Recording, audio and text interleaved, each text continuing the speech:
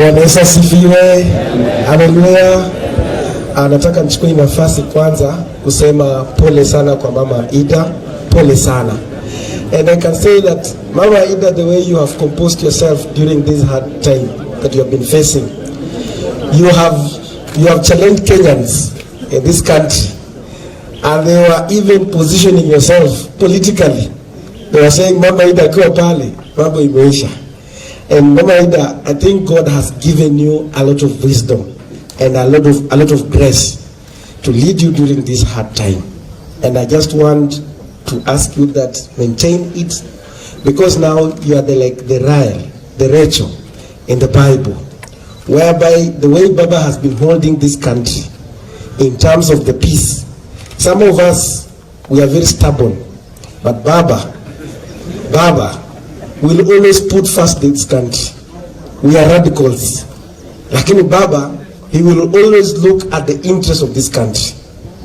And you see, me when I stand here, I always say that Baba was bigger and is bigger than ODM. Baba is somebody else. And that's why ukiangalia Baba, he is a man, and I've studied that ya kwamba Baba was a man and is a man who had a pure heart. And that is why he has attracted everyone to step in this home, me included here. Today I was saying that I wake up in the morning at around 4 and I started writing something on my wall. I say that mimi ndio nilianzisha historia watu kuleta hapa ng'ombe kuambia watu wa Western. Mlete ng'ombe, Baba alileta ng'ombe mingi sana kula wakati wa Malo alikufa. Sasa mimi nikaambia waleta mabulls. Mimi nitaleta sasa ng'ombe ya grade ya fresh and mama kukamua maziwa. Sasa na sikuwa najua Mama Ida. Sikuwa najua that the spirit of Baba was speaking to me. Mimi niwaambia nikasema naenda Amerika, nikirudi ndio nitakuja kuona mama nikae naye chini pole niongee naye kama kijana haki. Lakini kumbe spirit God ananiambia Amerika ambayo naenda ni Kisumu na unapitia hapa Bondo unakuja kuona. So wakati nilitoka kwa ndege tulikuja na mheshimiwa akaniambia naenda kuona mama. Sasa wewe you have no option. Na wakati pale nikaona tu Roho Mtakatifu anaingia kwangu na nikasikia vizuri. Na nikafuata itakuwa kama ile story ya Ruth na ule mwenye alisema penye naenda ndio ndas. Sasa that is how I found myself, because I had planned myself ya kwamba mimi naenda kuchukua wazee wa Wanga nikuje hapa tulete heshima yetu kama hapa.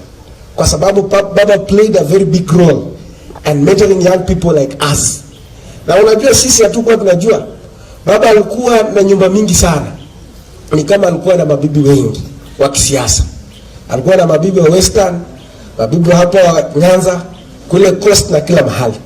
So ikifika, and I think Baba was a strong man. Ikifika wakati wa mgao, unashindwa pale Western utaweka nini? Sasa kelele zinakuwa kidogo za pale, za manyumba za kisiasa. Lakini all in all, Baba always remained to be Baba. And that is why we are here. So Mama Ida, mimi nataka nikuombe ya kwamba sasa nchi hii ya Kenya iko katika mikononi mwako. Ya kwamba you pray for it. Ukiachilia nchi, kwa sababu hata wanauliza ni nani anaweza shikilia nchi kama inaweza kupotea? Ni wewe, because the spirit of Baba is with you. Na mimi nataka nikuombe, uniombee mimi kijana mdogo, wakati ninapoa bibi. Ni bibi kama wewe.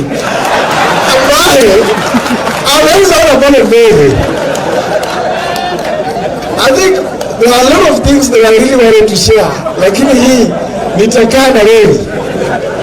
Nitakuja nikae na wewe peke yangu nikueleze, kwa sababu kuna mambo mengi sana ambayo mimi nataka nikae chini nikwambie, yenye mimi nikwambie mama ni hivi na hivi. And if there is one person that was true and still true to Baba, it is me. And I want you just to obey kama vijana wadogo ambao tumeingia kwa siasa juzi, ya kwamba Mungu akaweze kutuongoza. Thank you so much and God bless you. Mama Ida, wewe you are a strong person. Mama Ida, I need to come and see you in person. Thank you so much.